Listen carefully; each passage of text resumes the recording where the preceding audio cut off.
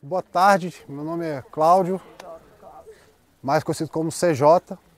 Eu trabalho com permacultura há 20 anos, dos quais 15 já como professor, 16 anos como professor. Fui professor na UNB da disciplina Introdução à Permacultura durante 4 anos. Foi a primeira disciplina de permacultura criada em Universidade Pública Federal do Brasil, Introdução à Permacultura, aqui no Departamento de Florestal. Centro de Permacultura Asa Branca. Aqui nasceu o IPOEMA. Esse trabalho hoje a gente está realizando vinculado a uma ONG, que é um Instituto de Permacultura. E dentro do trabalho do IPOEMA, a gente começou a receber, além de universidades, escolas públicas. Então é um trabalho que acontece com crianças de 5 anos até 80 anos. Muitas vezes vem famílias e aí vem o vovô, a vovó, né? As pessoas interessadas em vida sustentável, em escolhas sustentáveis, vêm visitar. Mas a nossa origem, ela foi com universitários, né? Tudo que a gente faz aqui é guiado filosófica e praticamente, ou seja, tanto do ponto de vista filosófico quanto na prática, é guiado pela permacultura. Ela tem uma proposta que é uma qualificação, é uma qualidade do ambientalismo. O ambientalismo, que surge na década de 70, surge muito do que não pode fazer, como não devemos viver. E demorou muito para surgir uma proposta, então, de como fazer. E a permacultura é essa proposta, de como fazer. O nome já diz tudo, está falando de uma cultura permanente. Cultura não no sentido da agronomia, de a cultura do feijão, a cultura do milho. Quando surgiu, a permacultura estava associada a uma agricultura sustentável, uma agricultura permanente. Porém, ela evoluiu para o conceito de cultura no sentido pleno, né? Lato sensu, como a gente diz, ou seja, a cultura humana. E da onde vem essa ideia? Vem da simples ideia de que só existe uma grande causa do colapso ambiental que a gente está vivendo.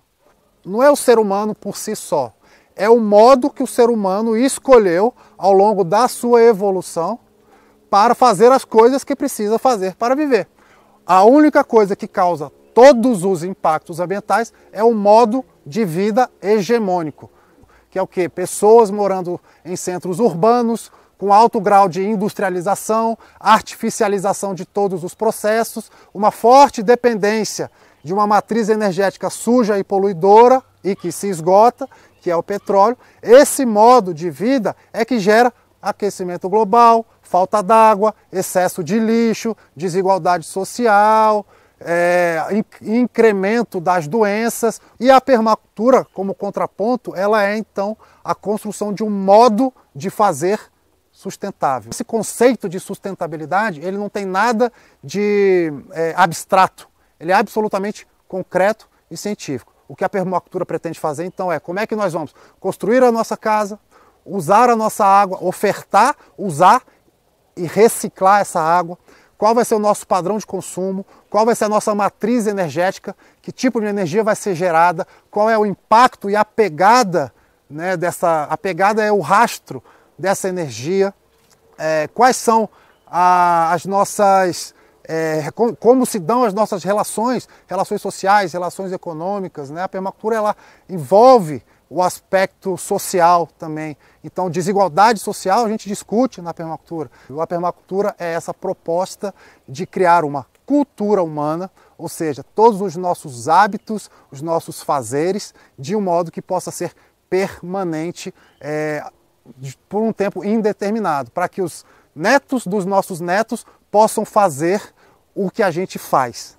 O que a gente faz hoje eles não vão poder fazer, mas o que a gente faz hoje é para poder viver. E eles vão precisar poder viver. Certo, gente? Pessoal, seguinte, a permacultura ela é uma metodologia científica. O que significa ser uma metodologia? Ela engloba estratégias, técnicas, tá? E tempo, né? Ela envolve uma evolução na sua aplicação ao longo do tempo. Tá? Então a permacultura é uma técnica de se fazer casa ecológica? Não. A permacultura é uma técnica de se produzir comida orgânica ou agrofloresta?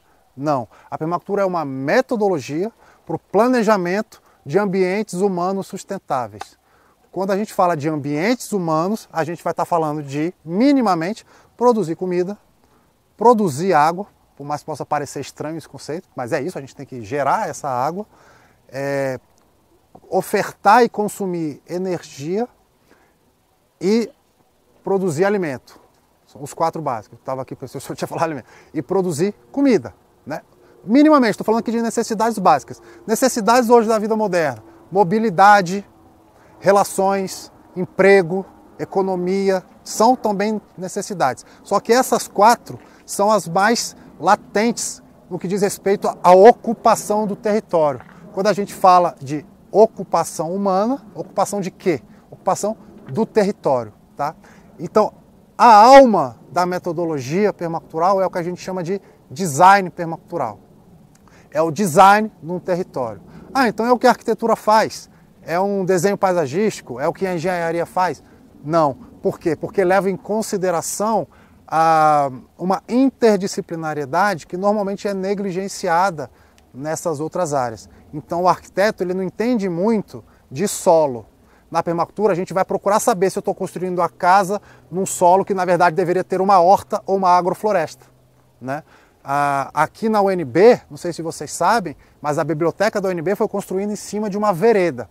Vereda é um tipo de fitofisionomia do cerrado, que é uma fitofisionomia onde tem os buritis, solo encharcado, córregos, água, ali é mina. E até hoje, mina embaixo da biblioteca.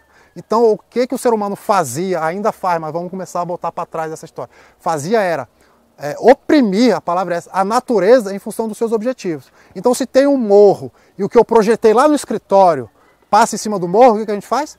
Explode o morro. Se tem uma nascente, o que a gente faz? A terra nascente, tá? O design jamais vai fazer isso. O design, ele é desenhado em função do terreno e não do mapa.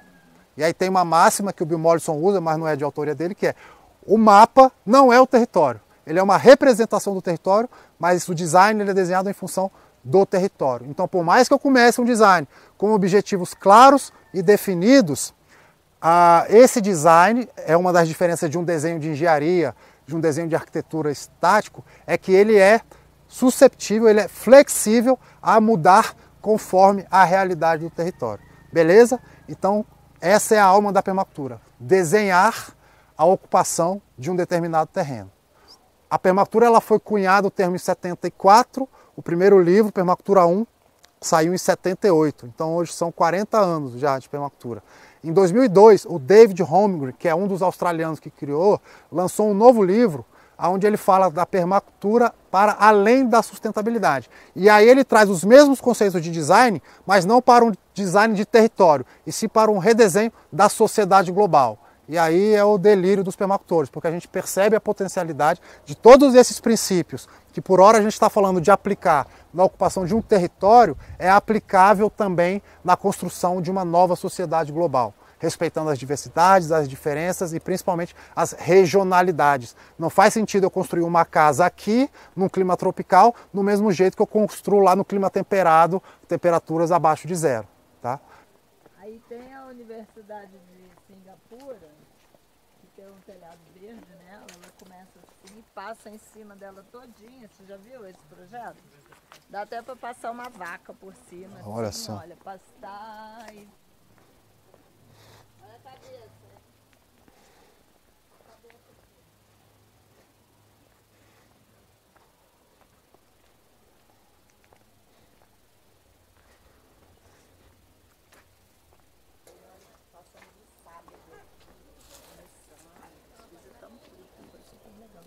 Vamos lá. Pessoal, aqui foi minha casinha, hoje é o centro de visitantes. Eu morei aqui durante muito tempo. Eu comecei o projeto aqui em 99, tá? Minhas primeiras intervenções propriamente ditas foram em 2000 e a primeira coisa que eu fiz foi um tanque de água da chuva que vocês vão lá na frente conhecer. Essa casinha foi feita em 2002 e ela foi uma casa totalmente experimental. Eu fiz um curso de permacultura, eu não fiz um curso de bioconstrução, que hoje eu sou professor e dou curso de bioconstrução. E esse é um dos grandes baratos da permacultura para mim. Ela concede autonomia. Tá? A grande premissa do Bill Mollison Bill Mollison, então, um dos australianos, né? Só para então fechar essa informação que eu lancei picada. 2 australianos na década de 70, um chama-se Bill Mollison, o outro David Holmgren. percebendo que o que estava acabando com a natureza era o modo de vida, era um estudante, o Bill Mollison já era cientista de ecologia, de genética, dessas questões ligadas à natureza, conceberam a permacultura, tá? Então, o Bill Mollison, que era o mais velho da dupla, morreu tem 2 anos, foi há 2 anos atrás, ele tem uma premissa que é: seja responsável pela sua própria existência. E vocês já pararam para pensar que a gente não sabe, não vou nem falar de se responsabilizar ainda, só de saber absolutamente nada sobre tudo aquilo que nos sustenta? Eu não vou nem perguntar para não deixar vocês acanhados, mas de onde vem a sua água? A água talvez a gente saiba agora se vem de Santa Maria ou se vem do descoberto porque entrou na mídia. Mas até pouco tempo ninguém nem sabia o que era descoberto. E aí eu pergunto para vocês, de onde vem a comida? Vem do pão de açúcar? Né? E de onde vem a energia? E para onde vai? Para onde vai o lixo? Para onde vai a aguinha que corre na hora que a gente aperta o botãozinho mágico da descarga? Né? Então, nós não nos responsabilizamos nem pelas nossas necessidades básicas. Tá? Então, o que isso quer dizer do ponto de vista de aplicabilidade da permacultura? Autonomia. A partir do momento que você quer ser responsável pela sua própria existência, você vai procurar fazer o máximo de coisas possíveis. E eu, na época, com 20 anos de idade, hoje eu tenho 40, levei isso ao extremo. Eu queria fazer tudo. Eu cheguei aqui na chácara, havia o cerrado. Não tinha água, não tinha casa, não tinha horta. Eu queria aprender a fazer e fazer tudo. Eu tinha que gerar minha própria casa, eu tinha que gerar minha própria água, eu tinha que gerar um pouquinho da minha comida. Claro que a gente não precisa se enganar, né? Eu sabia que eu não ia ser autossuficiente em comida com a minha comidinha, apesar de na época eu já ser vegetariano. Energia, até hoje, não entrou na minha vontade de ser autônomo porque é caro, o custo-benefício ainda é alto. Né? Então, de certa forma, a gente que tem uma matriz limpa e paga relativamente pouco por essa energia, tem que ser um objetivo muito claro de projeto você querer trocar a sua matriz por uma matriz solar, por exemplo. Então, aqui no nosso projeto, a gente tem aquecimento de água com sol, iluminação das casas, mas a gente não tem geração de energia fotovoltaica. Tá? Mas essa, então, aqui voltando, foi a minha primeira casinha. Eu saí de um curso de permacultura com um leque de informações e eu organizei essas pecinhas do quebra-cabeça e falei, cara, eu acho que eu consigo fazer a minha casa. A informação que eu tinha é de que dá para fazer casa com terra crua, né? E eu conheci, tive uma breve noção de quais são as técnicas. Tem algumas representadas aqui, tem 6 representadas aqui. Eu domino 7 técnicas de bioconstrução com terra crua. Então, qual é o melhor recurso para se construir no nosso lugar, na nossa região? Terra crua. O que é terra crua? Por que eu fico falando terra crua? Porque se vocês pensarem bem, tijolo também é terra, cerâmica. E qual é a diferença da terra crua? Ela não entrou num forno. Ela está no seu lugar, você pega ela do jeitinho que ela está ali, você vai cavar, então a energia que você precisa ali é suor, é feijão, né? Você vai cavar e transformar em parede. Como? Para isso existem pelo menos 7 técnicas, tá? São técnicas ancestrais e o que a gente vai fazendo é dando uma qualidade e um toque estético moderno, utilizando tecnologias, enfim, e elementos também, muitas vezes elementos industriais, como por exemplo usar um impermeabilizante que você compra pronto, mas até isso dá para você fazer o mais artesanal possível.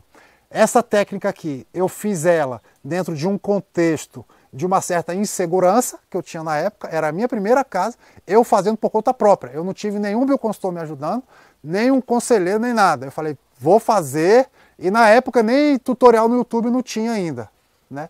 De nada. O YouTube estava começando, se é que já estava começando em 2002.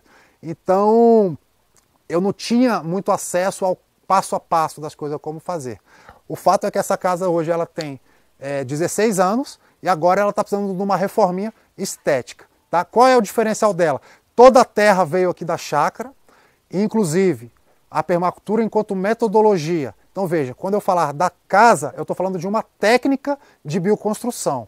Mas o lugar da casa dentro do terreno foi escolhido dentro do design permacultural. o design permacultural, o método. Uma das coisas que o método me diz é que um elemento, o que é o elemento? É uma parte individualizada do sistema. Então meu sistema aqui é Chácara Asa Branca, 4 hectares, né, 200 metros de lado e tal. Esse é o meu sistema. As partes menores dentro desse sistema são os elementos. Essa é a definição clássica de sistemas e elementos. Tá? Então uma casa é um elemento no sistema. Um dos fundamentos, só para pegar um dos fundamentos do método, fala: um elemento tem que realizar no mínimo 3 funções. Como assim? Uma casa não pode ser só a sua casa. Ela tem que fazer mais de uma função.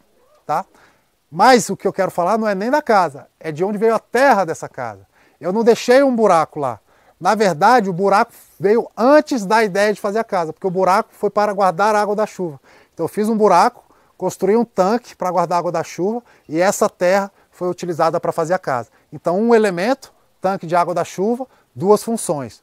Né? Quer dizer, o elemento, no caso, o buraco que foi cavado, guarda a água da chuva, gerou matéria-prima para casa. A terceira função é que ele é pedagógico e um monte de gente aprende a guardar água de chuva vendo ele funcionando. A terra foi retirada lá de cima, virou casa aqui embaixo, a água que é guardada lá em cima eu usava dentro dessa casa.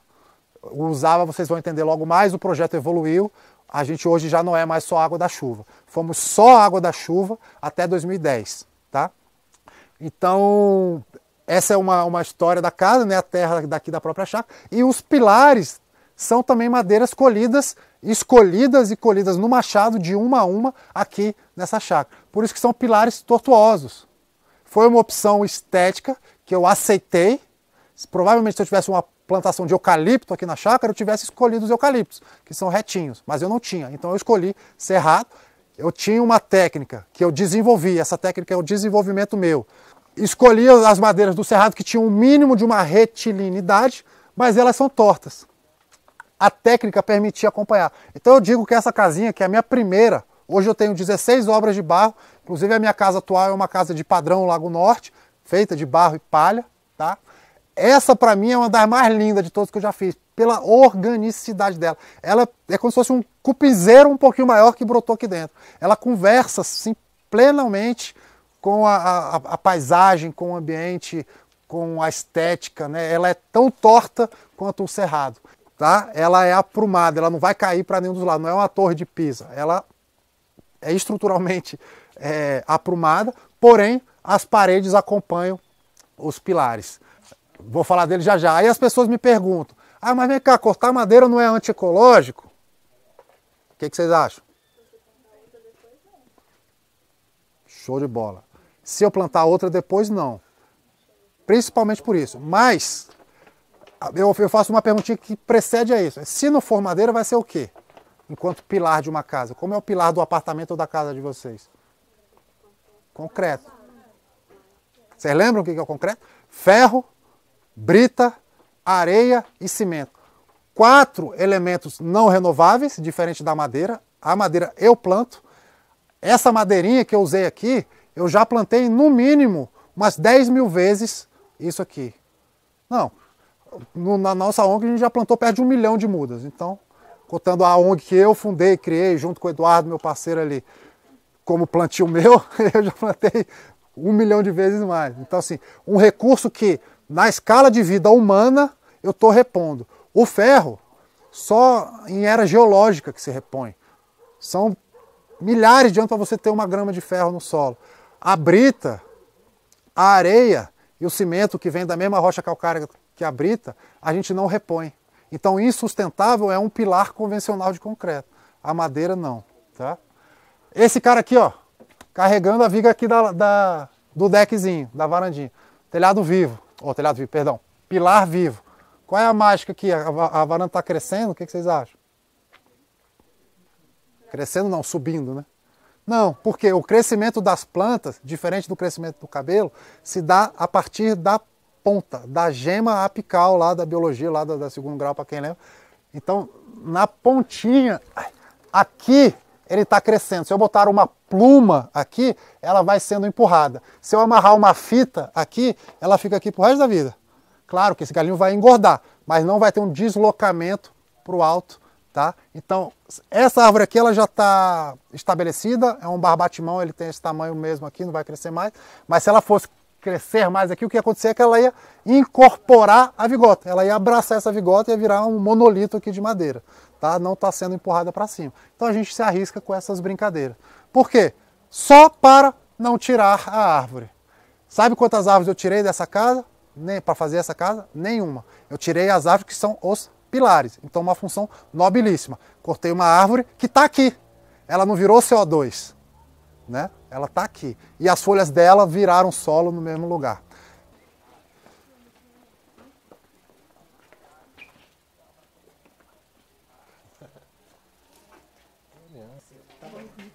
Pronto, saíram, vamos, andiamo, andiamo.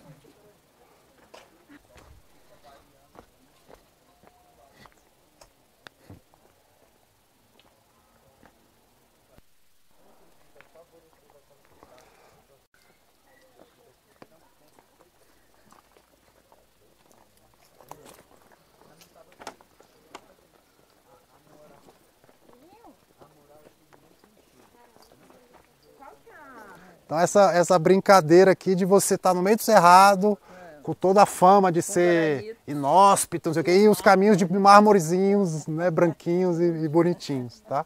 Marmoraria era aqui do lado, a gente dava o cafezinho do caçambeiro e ele jogava aqui pra gente, tá? Para eles era um favor, porque ele ia ter que transportar para um lixão longe pra caramba.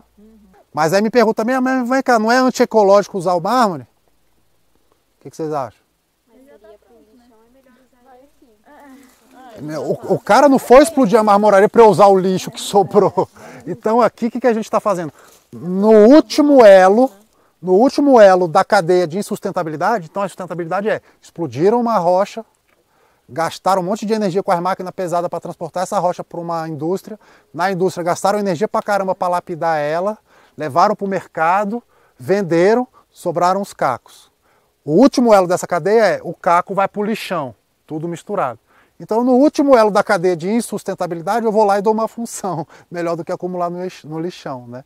Então, certamente, se os caras explodissem a rocha para eu fazer o caminho, ou seja, se eu estivesse comprando um mármore para encher de caminho, eu estaria dentro da cadeia da insustentabilidade. Significa que nós, permacultores, não compramos nada que não seja insustentável? Não. A gente tem isso até enquanto uma ideologia, mais do que isso, enquanto uma utopia, mas a gente tem maturidade e entendimento de que estamos passando por um processo de transição. Hoje a gente vem falando muito dessa história das escolhas sustentáveis como escolhas de uma sociedade de transição. A analogia que eu faço é que a gente está atravessando uma ponte que a gente ainda não tem nem muito bem claro o que tem do outro lado da ponte. A gente tem o que está para trás. Uma sociedade que gerou crescimento global, blá, blá, blá, blá, que eu já falei. Estamos nos primeiros passinhos da ponte. O que tem do outro lado? A permacultura é um vislumbre, a agroecologia dá outro vislumbre, a galera da economia solidária, né, do software livre. Então, assim, tem um bando de gente que está nessa ponte, cada um por um viés. A galera da saúde saudável, né, não da saúde da doença, porque o conceito de saúde hoje, de plano de saúde, remédio e não sei o que, é uma cultura de doença, e não uma cultura de saúde. Então, assim, parto natural versus cesárea, tudo isso é uma galera que entrou na ponte. Né? Nós estamos nesse movimento de transição. Então, eu faço uma casa de barro, mas se eu quiser botar uma tinta industrial, tudo bem, estou perdoado. Não tem na permacultura pode ou não pode. Tem na permacultura o que a gente chama de uma peneira ética.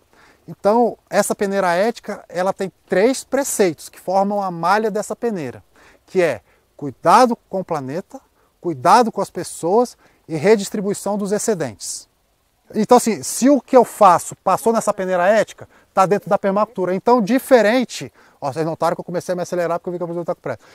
Diferente da agricultura orgânica, que tem lá uma listinha do o produto A, B, C e D pode, o F, G, H não pode. Na permacultura não tem isso. Ninguém regulamentou, não está regulamentado, nem é essa a ideia. Tá? Então, tá passando nessa peneira ética? Está valendo. E quais são os indícios de estar passando nessa peneira ética? Pô, eu estou fazendo um negócio que usa trabalho escravo. Pô, não está na peneira ética, não está cuidando das pessoas. Ah, eu estou usando a tinta mais poluidora que tem. Pô, tudo bem que você vai comprar na loja, mas compra que seja menos poluidora. Né? Então, são critérios dentro dessa peneira aí, tá bom? Ali eu tinha parado, gente, para falar da agrofloresta, tá? Foi uma horta, todas aquelas árvores ali, a maioria delas são frutíferas, tem graviola, tem jaca, tem pitanga, que mais que tem? Tinha mamão, mas ficou sombreado por mamão, mas tudo começou com horta. Então a gente trabalha o conceito de agrofloresta até nas hortas, tá? Banheiro seco, essa tromba aqui, o nosso banner estragou, ele estava desenhadinho ali. É o compartimento do banheiro seco. Vocês vão subir, se a professora deixar, vocês vão ver se subir, ela não tem coragem.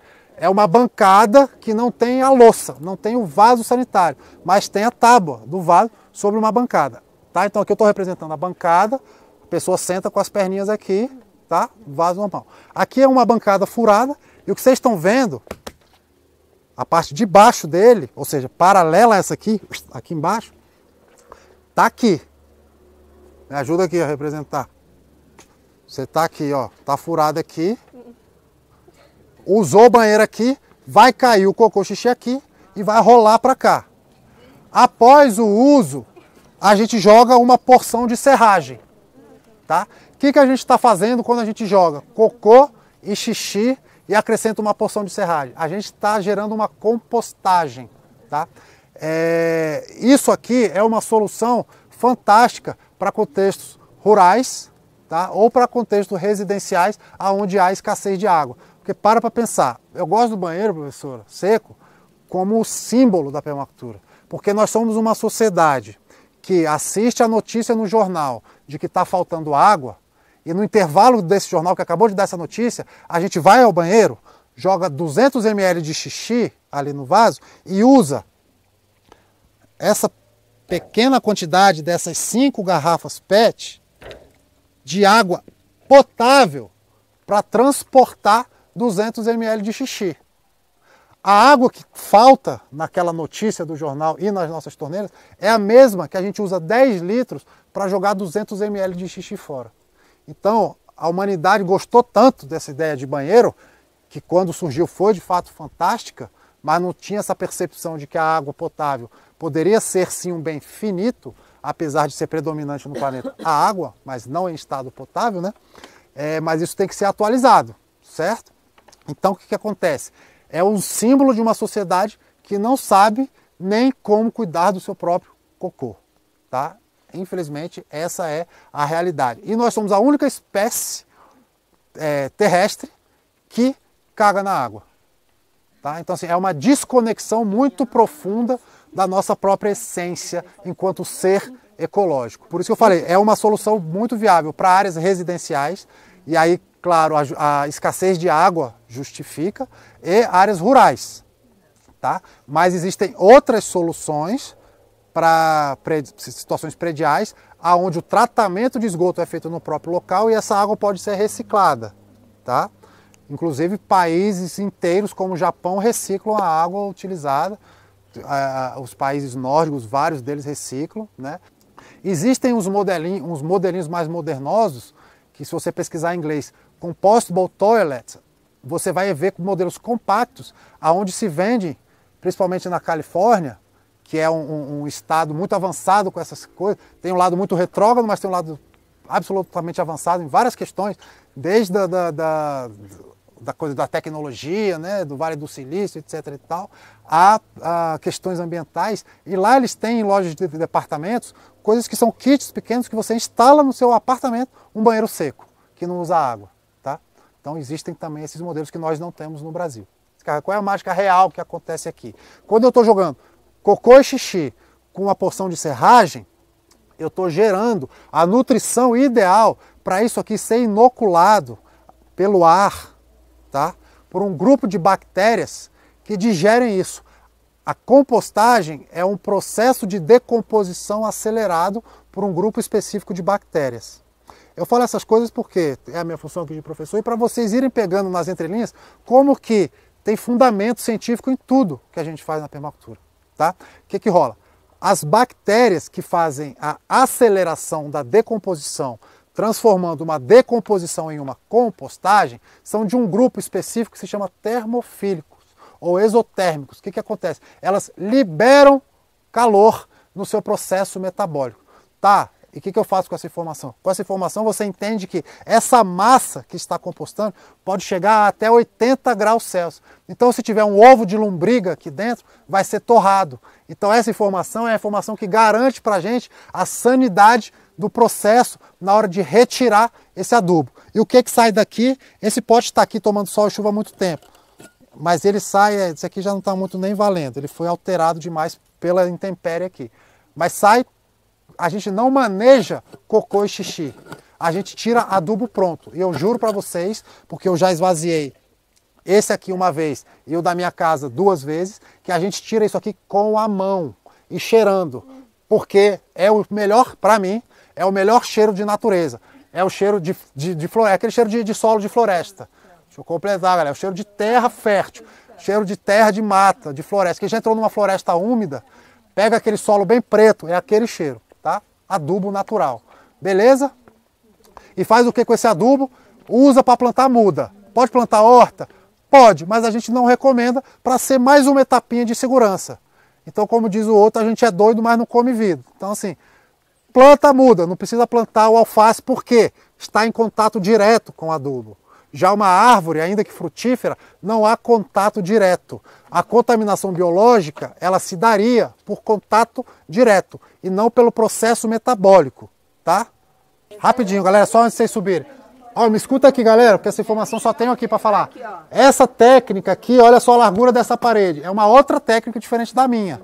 Essa aqui são sacos de terra compactado. Super adobe. Da fundação, tá? O super adobe, então, da fundação ao pé direito da sua edificação, o mesmo procedimento. E ela é uma técnica autoportante ou estrutural. O que significa isso? Esse primeiro andarzinho aqui, ele está todo carregado sobre a terra ensacada. Não tem um pilar, nem de madeira, nem de concreto, nem de nada. Tá? Então essa técnica é o xodó dos permacultores, pela versatilidade e porque você faz ela com qualquer tipo de solo. O solo influencia a técnica a ser escolhida e vice-versa. O super adobe dá para fazer com praticamente qualquer tipo de solo. A desvantagem dele é que é uma técnica muito trabalhosa em termos de força física.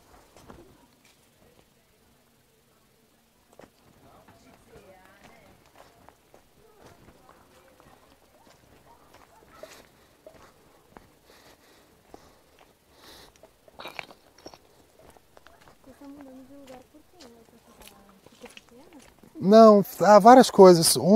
Aspectos internos aqui, porque aqui é uma chácara familiar. E os aspectos da ONG também. A gente ganhou essa chácara aqui, ela não é da ONG. Ela é da minha família, do meu pai. E somos 4 irmãos e tal. Então, a ONG ela ganhou uma chácara em 2007. E aí a gente resolveu que estrategicamente era interessante agora a gente começar a ocupar de fato o espaço que é da ONG propriamente dito. É lá que a gente está fazendo. É. O que acontece? O barbeiro que causa doença de Chagas, e por sua vez realmente a gente deve se preocupar com ele, morava e mora ainda em casas de barro no norte e nordeste brasileiro. Essa informação é verídica. A parte incorreta da informação é de que o barbeiro está lá porque a casa é de barro. O barbeiro está lá porque aquele é um nicho ecológico ideal para ele. Ele é daquela região e encontra tocas ideais naquele tipo de parede. Ele estaria ali se aqueles buracos na parede fossem em buracos de parede de cimento.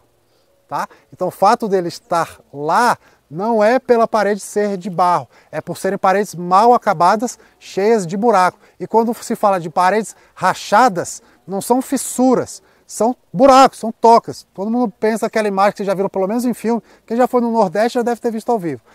Pelo menos em filme, aquela casa de trama de madeira e aquela parede bem pobrinha, seu João e Dona Maria lá, a casa meio caindo aos pedaços, aquilo ali é uma casa que dá barbeiro. O barbeiro é quase um besouro, ele é um bicho grande.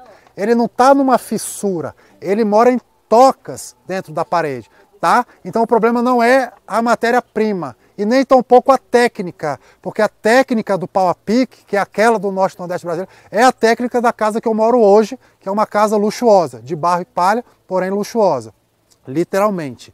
não é ostentação no sentido de... Porque o consumismo a gente também combate, né, na permacultura, mas é uma casa onde o conforto, o bem-estar e a estética andam muito bem, obrigado. Com o toque da minha mulher, que o toque feminino sempre faz total diferença nesses momentos.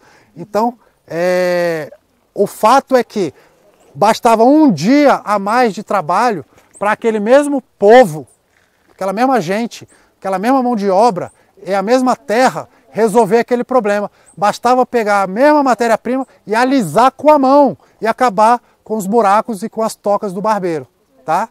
Então, casa de barro, barbeiro dá aonde tem buraco na parede e também tocas nos telhados, ok? A estrutura é engenharia aplicada. O que a gente faz na permacultura é usar técnicas que têm capacidade estrutural ou substituir as estruturas de ferro ou concreto, hoje está muito na moda, né, a estrutura toda de ferro, por madeira, porque a madeira é um recurso renovável, certo?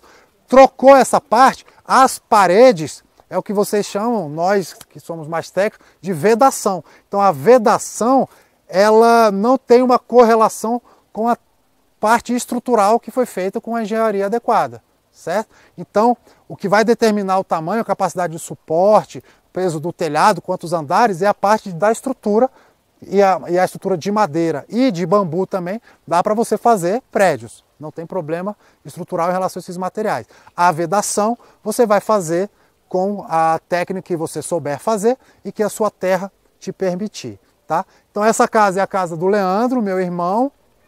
Ele é muito importante na história da permacultura com essa casa, porque é uma das primeiras casas de terra feita com esse estilo que eu chamo de estilo classe média, né? Não é, a minha, como a colega bem notou, é uma coisinha pequenininha, uma casinha, um bangalôzinho meio hippie ali, a casinha rústica, né? Não, essa é uma casa de uma família de classe média, média alta até, bem acabada e tudo mais, feita de terra. Essa cor é a cor natural da terra, por dentro ela é pintada, tá? Os pilares são de eucalipto tratado, o banheiro é seco, é uma suíte de banheiro seco e são 2 quartos a casa, 2 quartos, uma sala grande, um depósito, uma cozinha americana, uma área de serviço, um lavabo embaixo, uma sala grande em cima e um desses quartos é suíte com banheiro seco. Então não tem esgoto propriamente dito, não tem água com cocô e xixi. O lavabo é de seco, banheiro seco também? Banheiro seco. E aí a água cinza, que é a água das pias, chuveiros. Pias, chuveiros e máquina de lavar e tanque são tratados naquelas bananeiras, tá? A gente vai atravessar aqui. Tá vendo ali a bananeira? Ali, ó. A gente vai passar na frente dela, só não vamos parar para bater muito papo aqui. E a gente vai passar deixando à direita um tanque de água da chuva de 70 mil litros, tá? Verdão ali, vocês observem, ele recolhe a água do telhado, o telhado está com calhas, tá vendo? E absorve naquele tanque. Mas o sistema está todo instalado, vocês vão ver como funciona. Eu vou dar uma pausinha ali no tanque. O telhado tem alguma... Esse é normal, telhado de barro. A variação quando a gente faz é o telhado de grama lá da casa da entrada. Aqui as bananeirinhas que estão tratando a água. Gente, quanto cachorro? O tancão. Vê o tanque lá. Água da chuva do telhado, ó, calha, papum. O professor mandou correr mais ainda, vamos nessa. Ó, aí ó, aqueles reservatórios Vamos passar lá agora. e o evapotranspiração. Né? Pronto.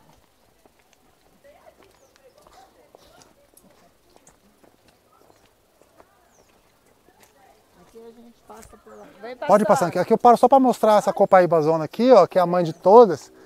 E para nós ela mostra que essa é a nossa teoria. Pode ir passando, galera. De que esse cerrado aqui, na verdade, era um cerradão. Olha que linda. A nossa interpretação aqui é de que esse cerrado que a gente está vendo como predominante é um cerrado de regeneração. Eu uso, tipo, ó. O buraco foi feito, na verdade, porque eu precisava de terra. Aí eu falei, já que eu preciso de terra, eu vou tirar lá de onde vai ser o futuro lago. É uma pergunta, vocês contratam gente para trabalhar ou vocês fazem tudo no braço? Não. Contratamos gente para fazer no braço. Mas assim, a gente sempre junto, né? Hoje já não mais, porque hoje, na verdade, a minha profissão principal é ser gestor da ONG, né? Eu hoje sou do gestor do Instituto, mas sempre no início fazendo junto e ensinando. Não é uma coisa de, vou contratar alguém para fazer bioconstrução. Eu contrato alguém disposto a aprender a bioconstrução. Até hoje, quando eu vou fazer obra, normalmente quem sabe está ocupado, está fazendo outra coisa, porque a gente nunca conseguiu fixar, né, as pessoas. Nunca fomos uma empresa capaz de contratar e ter um quadro de funcionários de bioconstrução ou construção de tanques. Então, quando a gente vai fazer, a gente tem que ver se acha alguém. O que eu geralmente faço é pegar pessoas que são espertas o suficiente e transformo em mestre de obra e responsável técnico a cada obra. Tancão lá, e agora me esqueci, 80 e 100, eu não me lembro agora, mas um tem 80 e o outro tem 100. Essa é a primeira vez que me falha a memória. Eu acho que é 80 e 100. E aqui 20 mil litros. Então aqui nós temos 200 mil litros de capacidade de armazenamento. Hoje só está cheio aquele ali. Como é que foi? Já volto no hoje, só está cheio aquele ali. Mas como é que foi até 2010? Toda a água da chácara era da chuva. Até 2010 a gente não tinha nenhuma outra fonte. Eu comecei a vir para ficar e usar água em 2001. Aquele primeiro tanque ali aquele tanque foi minha primeira obra, que é um tanquezinho de 20 mil litros, tá? E aí a partir dali eu comecei a ter uma água para usar, poder lavar a mão, tomar banho e tal, desde a época que eu vinha para cá ficar acampado, certo? Saiu a terra para minha casa dali e tal. Bom, o projeto foi crescendo, eu comecei a precisar de mais água. Aí a gente resolveu fazer esses tanques. A gente passou de 2001 até 2006, toda a seca a gente tinha água, deixa eu falar de outro jeito, a gente teve capacidade de armazenamento para suprir toda a seca. Tá? A partir de 2007, a água da chuva acabou ali para final de agosto, no meio da seca. Aí o que a gente fez? Uma ligação compactuada com o vizinho no poço do vizinho. E isso também é permacultura, isso também é permacultural, porque permacultura a gente não fala só da cerca para dentro. A gente fala não só da cerca para fora, como a gente fala do mundo, né? O que eu faço aqui não é sustentável só para o meu projeto. Tem que ser sustentável para o planeta. Não adianta eu fazer um negócio aqui que está deixando CO2 na atmosfera, um buraco numa cratera de uma rocha que usou cimento lá não sei aonde, contaminação no lago não sei de onde porque eu compro comida de agrotóxico. Não, estou falando de sustentabilidade como um todo, tá? Então, eu tenho uma cerquinha aqui, uma pistinha de 5 metros, outra cerca e a chácara. 4 hectares aqui, 2 hectares ali. Se eu não tivesse essa chácara, essa cerca, e fosse uma chácara de 6 hectares, eu teria 2 poços artesianos? Não, eu não teria. Então o poço já está aqui. Basta eu conversar com o vizinho. Mas por que você não quer fazer o poço? Por preguiça? Por falta de dinheiro? O poço, ele é uma ferida na rocha. Um poço artesiano significa que ele furou uma rocha. É uma água que vem do aquífero. O aquífero está abaixo do lençol freático. Então são aqueles lagos que estão embaixo da rocha. Isso você tem que fazer com uma máquina muito pesada e gasta bastante dinheiro. Tá? Então a nossa opção não foi fazer o nosso poço, foi se conectar ao poço que já existia.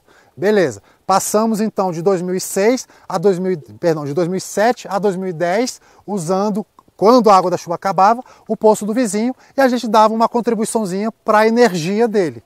Ele não paga a água, uma vez que é poço, mas o bombeamento, né, custa energia elétrica, a gente dava uma contribuição na taxa de luz, ficou tudo certo. Beleza. Em 2010, a gente aprovou um projeto pela Fundação Banco do Brasil que bancou esse viveiro aí atrás de vocês. É um viveiro de mudas com capacidade para 2 safras anuais de 150 mil mudas. Ou seja, muda pra cacete, falando em bom português. Esse viveiro, no auge, bebe 20 mil litros d'água por dia. Então não havia água de chuva nem poço do vizinho que desse conta. E como a gente estava começando um projeto grande, com uma Fundação Banco do Brasil, a gente então resolveu fazer um poço artesiano. Do Cerrado. 2 safras, 300 mil por ano. Então a gente começou, a gente fez finalmente o poço artesiano. E hoje então a gente tem fonte mista, a água da chuva e o poço artesiano, ok? Como é que é o funcionamento dessa água da chuva? 2 sistemas. Lá do meu irmão, a água do telhado. A água do telhado, não contem isso por aí, viu? A água do telhado, ela é uma água potável. Por que a brincadeirinha? Porque a gente, enquanto o Instituto, não pode defender que as pessoas saiam por aí bebendo. Mas a gente bebe, nossos colegas de permacultura também bebem. Por que a gente não pode defender? Porque não existe normatização para dizer como é que se analisa a potabilidade. Estou fugindo só aqui. Como é que se analisa a potabilidade de uma água da chuva, tá? É óbvio que é só repetir os parâmetros, mas a burocracia impede. Até que tenha lei regulamentando como é que se normatiza a água da chuva, a gente não tem parâmetros para dizer se a água da chuva é potável ou não. O que a gente faz, permacultores? Pega os parâmetros de água potável para a água de abastecimento e compara. Estando iguais, é uma água potável. A gente bebeu durante esse tempo todo essa água, tem colegas nossos permacultores que ainda bebem, o Eduardo tem uma chácara onde ele bebe essa água também, tá? Sabe o que eu vi esses dias? Água do telhado potável, porque a sujeira seria sujeira na atmosfera, aqui não é uma área industrial, então não tem. E esse outro sistema da enxurrada. Aqui onde está o Sansão do Campo e a Gávea acabou, não sei se vocês estão percebendo, está a cerquinha ali, ó. Estrada. Isso aqui é uma vala. Cadê a vala? Não estou vendo. É isso, é só o rebaixo. Ela não está impermeabilizada, ela não tem nada. Você só conduz a água. Então ela está circulando aqui, ó. E vai até ali. E o quebra-mola segurava e direcionava a água para cá. Entenderam? A estradinha está caindo para lá, tem um quebra-mola lá no início, barra a água, joga por essas valas. Para que vocês acham que é esses buracos? Para enchendo para quê? Frear. Não, para frear a água, quanto mais essa água perde velocidade e vai parando aqui, ela vai decantando. A parte da sujeira grossa vai ficando aqui. Ao final de cada estação, esses buracos estão cheios. Então é uma forma de impedir que essa sujeira vá parar lá dentro. Aqui a água desce, na hora que ela desce, a parte orgânica fica boiando, não vai passar para o tanque e as partículas mais pesadas não vão subir de novo. Então essa água ela entra, as partículas finas. Ela entra limpinha? Não, ela entra suja de barro, mas são as partículas de argila, que é a parte mais fina do solo.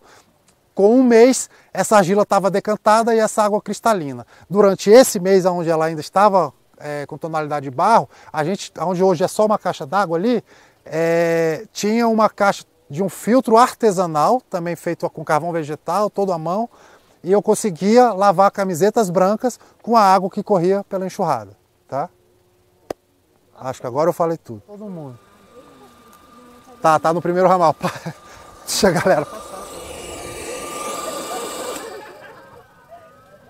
Não, tá molhando bastante.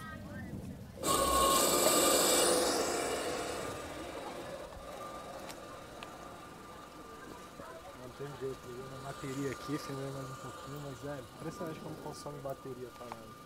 Envolve vídeo e... Foi mal, professor. Não, só pra galera perceber bem que a gente mais uma vez pega lixo e isso aí funciona melhor do que o aspersor da loja, né? Muito legal, Tá? né?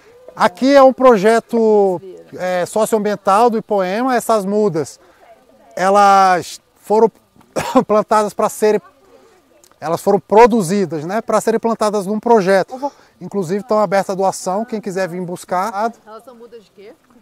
São várias espécies do cerrado. Geralmente são espécies nativas do cerrado, porque a gente trabalha com recuperação do cerrado. Tá? Lá embaixo tem um viveirinho paisagístico com ornamentais e tal. Casa e mandala. Olha, inspiração. Quem já ouviu, senta, espera, por favor.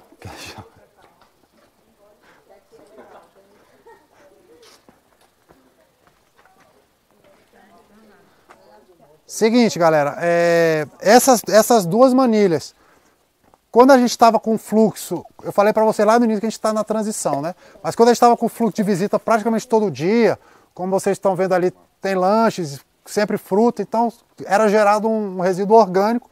Aqui eram então minhocários para tratar o resíduo orgânico gerado aqui. Continuam sendo, só que deve estar sem minhoca porque faz tempo que não são alimentados com a matéria fresca, tá? Mas o grande barato aqui é essa galera aqui de taioba com as bananeiras. É a famosa fossa de evapotranspiração. Aqui no galpão nós temos dois banheiros, um masculino e um feminino, com o vaso normal, com água. O que muda é o tratamento. O que é a fossa de evapotranspiração? O banner está bem desbotadinho, mas é um tanque, tá? Está representado aqui. É um tanque 100% impermeável com 1,20 m de profundidade, tá? As dimensões variam em função da quantidade de pessoas que vão usar o banheiro diariamente, beleza? E um detalhe, vocês que são da galera técnica da coisa, a gente não mede pela capacidade em volume, e sim por área. São 2 metros quadrados com 1,20 m de profundidade, tá? Por pessoa usando o banheiro por dia. Por que se mede em área e não em volume? Não, esse tem água. Porque a gente pode fazer a conta, se é 1,20 m por 2 metros, estamos falando de 2,4 metros cúbicos, eu posso fazer um por 2. Posso achar que dá para calcular, porque o que acontece aqui é a evapotranspiração. Esse não é um termo inventado por a gente apelidou nossa fossa, a gente e os permacultores antes de nós.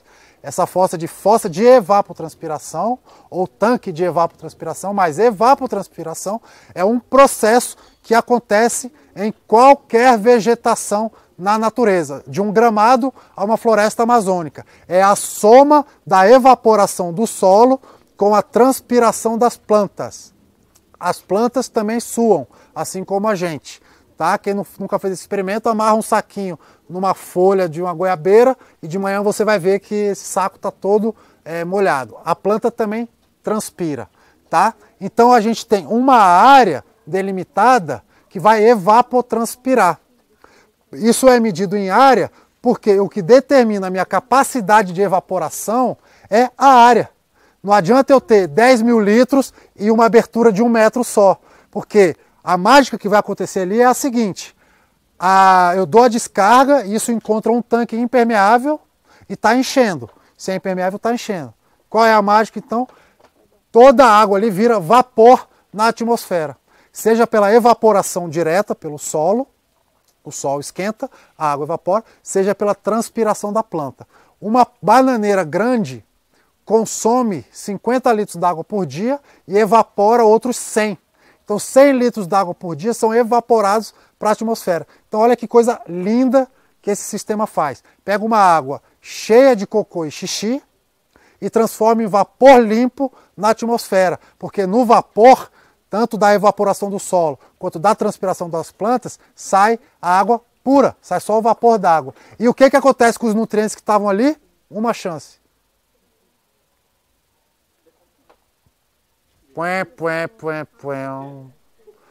Vira bananeira, galera. As bananeiras estão comendo tudo. É a comida ideal das bananeiras. São os nutrientes que estão ali. Então o que a gente tem? E essa é uma outra premissa da permacultura. Olhe para o problema e veja uma solução. Água com cocô e xixi num corpo d'água, jogada diretamente no solo, no riacho, é uma sacanagem. É uma poluição, é sujeira. Água com cocô e xixi dessa forma é uma fertirrigação, uma irrigação que já vem fertilizada. A gente está adubando e irrigando ao mesmo tempo.